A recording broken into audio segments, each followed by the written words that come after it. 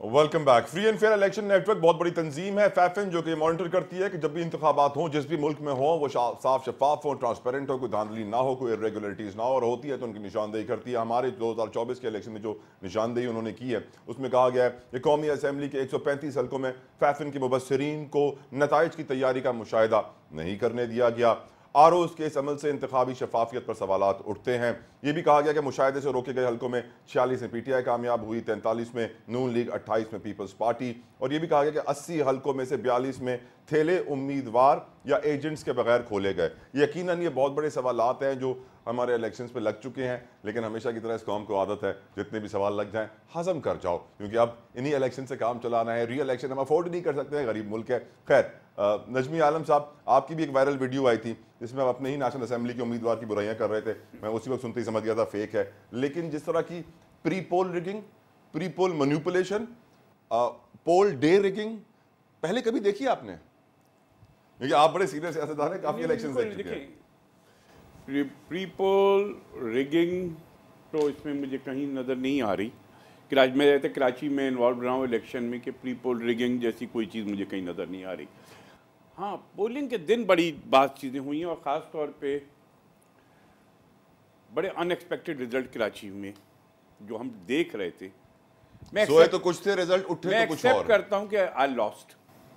I don't say कि मुझे किसी ने हरवाया। No, I am fairly lost. मुझे उसमें किसी को मैं इल्ज़ाम नहीं दूंगा, बिल्कुल। Although I secured 20,000 vote, but I lost and I secured genuine 20,000। किसी प्रेशर में तो नहीं कह रहे आप? ये किसी का प्रेशर नहीं, किसी को खुश करने के लिए तो नहीं, किसी को खुश नहीं करना। मैं ऐसे जुमले दूंगा तो बड़े साहब खुश हो जाएंगे। नहीं, कोई भी क्या, मैं अपना पॉलिटिकल वर्कर हूँ और अपनी सोच रखता हूँ। लेकिन मुझे हैरत ये होती है कि हमारे ही हल्के से फारूक सत्तार साहब, बड़े नाम है एमक्यूएम के, he secured 450 votes, enemy 241, and from the other जो मेरे ख्याल में एमक्यूएम का हल्का नहीं है, वहाँ से वो 20,000 ले लेते हैं। ये बड़ा अजीब सा तजाद नज़र आता है। ये एक ही मिसाल सिर्फ दूँगा, लेकिन कराची शहर में मैं समझता हूँ कि बहुत से फैसिलिटेट किया गया है एमक्यूएम को, मुझे इसको कहने में कोई हर्ज नहीं है, उनको फैसिलिटेट किया गया है। मैं हाफिज़ नईम साहब के इस फैसले पे उनको यकीनन मुबारकबाद दूंगा कि उन्होंने एक ब्रेव फैसला किया और हकीकत लेके आया सामने, इसमें मुझे कोई कहने में हार नहीं। लेकिन कराची शहर में के फैसले मैं एज ए पॉलिटिकल वर्कर, या ये नहीं कि मेरी पार्टी के हक़ में हो जाते, हमने अपने जो पॉकेट्स थे वो जीतनी है। मलिर जीत लिया, रियारी जीत लिया, किमाड़ी हमने जीत लिया, ये हमने जीते। लेकिन ईस्ट और सेंट्रल में जो हम समझ देख रहे थे, इतने दिन से असेस कर रहे थे, उससे बिल्कुल उल्टे रिजल्ट आए। I am not satisfied. मैं कह सकता हूँ कि कराची के रिजल्ट सही नहीं। रेहान हाशमी साहब, एमक्यूएम ने सर बड़ा झटका दे दिया है। नजमी आलम साहब भी आप सुना क्या कहा उन्होंने, I should not repeat it. आप सर बताएं कैसे रिस्पॉन्ड करेंगे? रेहान साहब, बड़ी बड़ी धांधली हुई है सर। देखें, पूरे पाकिस्तान में इलेक्शंस हुए ना, सिर्फ कराची में तो नहीं हुए। तो चूंकि कराची से एमक्यूएम जीती है, तो एमक्यूएम के जीतने का दर्द है तो उसकी तकलीफ है। लेकिन पाकिस्तान भर में इलेक्शन जो है ना, बड़े फ्री एंड फेयर और ट्रांसपेरेंट हुए हैं, if I am not wrong. तो ये तो फिर एमक्यूएम से या एमक्यूएम के जीतने से उसकी खलिश है गालिबन। आप लोगों ने सर कोई ठप्पे अप्पे नहीं लगाए सर? कोई ठप्पे अप्पे नहीं लगाए सर? नहीं, ट्रांसपेरेंट किसने कहा इलेक्शन हुए हैं? कौन कहता है ट्रांसपेरेंट इलेक्शन हुए हैं? सर ये रेहान हाशमी साहब कह रहे हैं एमक्यूएम पाकिस्तान के। अजहर साहब, अच्छा, ये कहते हैं, मैंने कहा पता नहीं कह रहे हैं, सबने कह दिया। बिल्कुल, हमने किसी जमात ने कहा। ठीक, रेहान साहब, अच्छा एक और चीज, अब आपको वजारत तो बड़ी मिलने वाली है, कंप्लीट करें। हाँ, जी बात मुकम्मल हुई। मैं ये अर्ज कर रहा था, क्योंकि एमक्यूएम कराची से मैंडेट लेकर आई, तो इसलिए पूरे पाकिस्तान के इलेक्शन नजर नहीं आ रहे, कराची के इलेक्शन नजर आ रहे हैं। हालांकि गैर जानिबदार होने चाहिए थे, प्री पोल रिगिंग हो या पोलिंग डे की रिगिंग हो या पोस्ट पोलिंग रिगिंग हो, तो पाकिस्तान तो पिछले 75 सालों से इस तरह के कहीं ना कहीं मामला तो देखता रहा है। आदत हो गई है, अनफॉर्चुनेट है ये बहुत ज्यादा। लेकिन मसला पता क्या है, अब उस फेज से निकल जाए जिसका जहां जोर लग रहा था। मैं क्योंकि इसलिए नहीं कह रहा हूं कि हम जीते हैं और दूसरों को तकलीफ है। एमक्यूएम तो खुद पटिशनर है ना, और जहां तक हाफिज नईम साहब की बात है, तो उस सीट पर एमक्यूएम ने खुद चैलेंज किया हुआ है। तो आपके पास ट्रिब्यूनल मौजूद है, आपके पास इलेक्शन कमीशन मौजूद है, आपके पास आला अदलिया मौजूद है और उसका एक टाइम फ्रेम भी है। और जिसको जिन जिन अहबाब को इसके ऊपर कोई रिजर्वेशन है तो वो जा सकते हैं, उसमें कोई मसला थोड़ी है, मंजर आम पे ला सकते हैं। क्या आपने बल्दियाती इलेक्शंस में पूरे सिंध में पोलिंग जो बॉक्स है, जो बैलेट बॉक्स है, उसको भागते हुए लेते हुए राइट रियान साहब पॉइंट टेकन, चैनल से क्या कुछ नहीं दिखाया रियान साहब पॉइंट टेकन। रियान साहब एक और इंपॉर्टेंट सवाल है आपसे, कितनी वजारतें मिलेंगी सर? पीपल्स पार्टी तो वफाक में वजारतें नहीं ले रही है, आपके लिए बहुत सारी जगह बन गई है सर। देखिए ऑनेस्टली स्पीकिंग हमारी अभी जो बात हुई है वो सिर्फ और सिर्फ बात मुस्लिम लीग नून से उसी मुफाहमती अमल के ऊपर हुई है जिसके ऊपर हमारे पीपल्स पार्टी के दोस्तों ने भी हामी भरी थी, दस्तखत किए थे। उसके बाद उन्हीं पॉइंट्स के ऊपर मुस्लिम लीग नून के साथ भी बात हो रही है, हमारी वजारतों के हवाले से बात हुई है। भाई वजारत की बात तो तीसरे मरहले में आती है कि जब आप इस बात पर राजी हो कि जनाब इन मुतालबात की, ये मशरूत है ना, आईनी तरामीम से मशरूत है मुफाहमती अमल। अगर इस मुफाहमती अमल को आपने पायदार बनाना है तो हमारी उस आईनी तजावीज़ को, उसके ऊपर मुबाहिसा हो सकता है फोरम ऑफ द हाउस, उसका तरीक़ाकार वज़ा हो सकता है, रूट लेवल डेमोक्रेसी का तरीक़ाकार वज़ा करने के ऊपर आप अगर राजी होंगे तभी आगे बात बनेगी। तो अभी हमारा, और अभी राइट नाउ हमारी राब्ता कमेटी की मीटिंग जारी है और उसमें मुशावरती अमल जारी है। इंटरनल जो भी डिसीजन होगा वो आपके सामने भी पेश कर दिया जाएगा। ठीक सर। अजहर साहब, कुछ हमारे नादान साथी हैं ऑफिस में, वो मुझे प्रोग्राम शुरू होने से पहले कह रहे थे कि मैं आपको ब्रेकिंग न्यूज, मेरे साथी ने मुझे ब्रेकिंग न्यूज दी, कहते हैं कि मैं आपको ब्रेकिंग न्यूज देना चाहता हूं और वो ये है कि पीटीआई जो है MWM के साथ अब मिल गई है तो अब हुकूमत बना सकती है। क्या वाकई सर ये ख्वाब अब चकनाचूर हो चुका है? रियलाइज कर लेना चाहिए पीटीआई वालों को कि वो अपोजिशन में जाएंगे या अब भी हुकूमत बनाने का ख्वाब बरकरार है? अजहर साहब देखिए, वो ख्वाब जो आप कहें, वजह है कि हमने इलेक्शन चैलेंज किए हुए हैं सारे। वो जो कह रहे हैं ना साफ शफाफ इलेक्शन, किसने साफ शफाफ इलेक्शन कहा है? पाकिस्तान मुत्तहिदा मजलिस मुस्लिमीन ने, तहरीक लब्बैक पाकिस्तान ने, अपना जमात इस्लामी ने सारा कुछ तो दिखा दिया। इशू कराची या उसका नहीं है। अपना नजमी साहब ने बड़ी जबरदस्त बात कही है।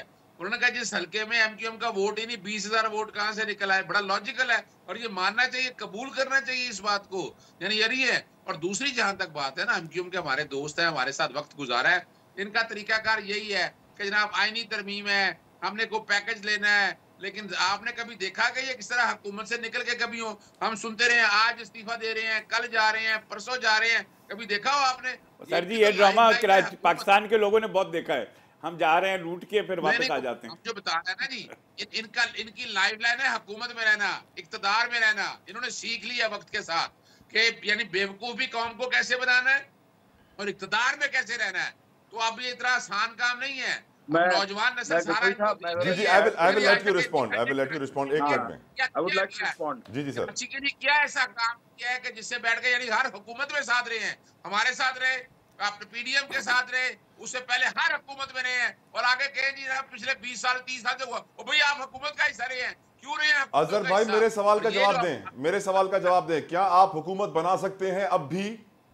ये बिल्कुल हम बना सकते हैं। उसकी वजह हम बता देते हैं कि अभी हमने फॉर्म, अभी मैं बता देता हूँ कि हमने इलेक्शन चैलेंज किए हुए हैं जनाब। रिजल्ट अभी रीपोल वगैरह, रिकाउंटिंग वगैरह का सारा काम अभी चलना है और 15 दिन का टाइम है। अभी रिजर्व सीटें नहीं है आपके पास, MWM ने नाम नहीं दिए, रिजर्व सीटें आपको नहीं मिलेंगी 26 नहीं। अगर ये देखिए, मैं फिर बताता चलूं, चलें इसका भी जवाब दे देता हूँ। ये अपनी जगह पर मौजूद है। हमने पाकिस्तान तहरीक इंसाफ में सेक्शन 215 आज लगा हुआ था लाहौर हाई कोर्ट में, जो चैलेंज किया है कि ये अल्ट्रा वायरी है, ये आइन के आर्टिकल 17 से मुतसादम है। यानी पार्टी का सिंबल लेने से मुराद ये नहीं है कि पार्टी बैन कर दी, पार्टी को छीन लिया आपने। पार्टी को इस तरह नहीं छीना जा सकता। और सिर्फ और वो बुनियादी तौर पर देखें, पाकिस्तान तहरीक इंसाफ ने इलेक्शन लड़ा है, वो आप उसको इंडिपेंडेंट कह रहे हैं। इंडिपेंडेंट किस बात पे कह रहे हैं?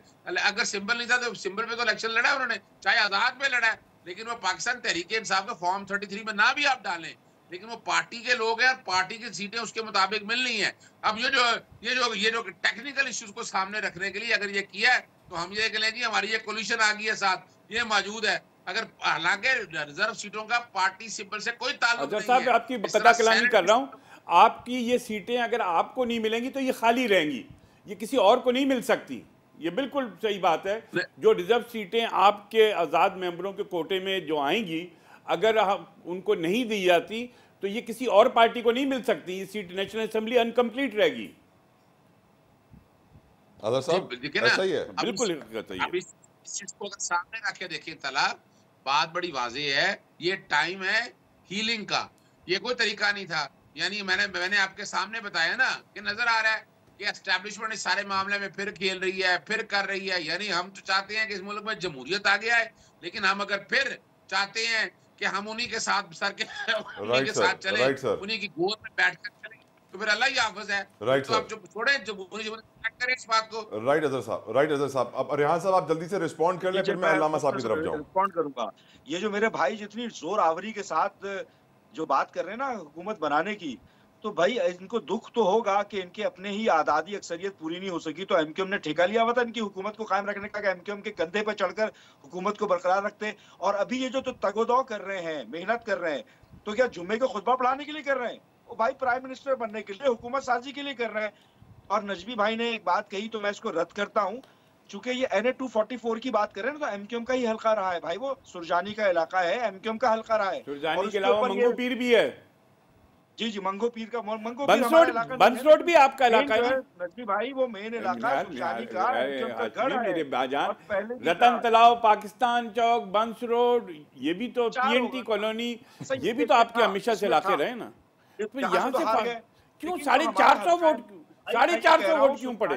मैं बड़ा है ना हमेशा से भाई। और जिस हल्के से आप बात कर रहे हैं ना, जहाँ से हारे हैं, वो वहां पर पहले खुशबख्श शुजातबाजी थी। अभी वो भी हमें पता है कैसे 2008 में जीती थी खुशबख्श शुजातबाजी, वो चले, वो माजी हो गया, उस पे बात नहीं कर रहा। लेकिन मुझे बड़ा 2018 भाई, क्या हुआ था, मेरी बात सुन लें। मैं बड़ा हैरान हुआ जब मैंने रिजल्ट देखे कि फारूक भाई को 450 वोट पड़े NA पे। मैंने कहा कि भाई गलती से टाइप हो गया। मैंने RO ऑफिस से कंफर्म किया, बाखुदा सीरियस कह रहा हूँ कि आपने गलत बनाया। तो उन्होंने कहा वोट ही इतने निकले, हम मैं क्यों कह रहे हैं। राइट, इसमें कोई लड़ाई नहीं है। जल्दी से, वक्त कम है भाई के 244 में से तो जीते हैं ना, वो तो एमक्यूएम का हल्का रहा है। एक और सवाल मुझे तंग कर रहा था कि 241 से 450 कैसे फारूक भाई को पढ़ सकते हैं?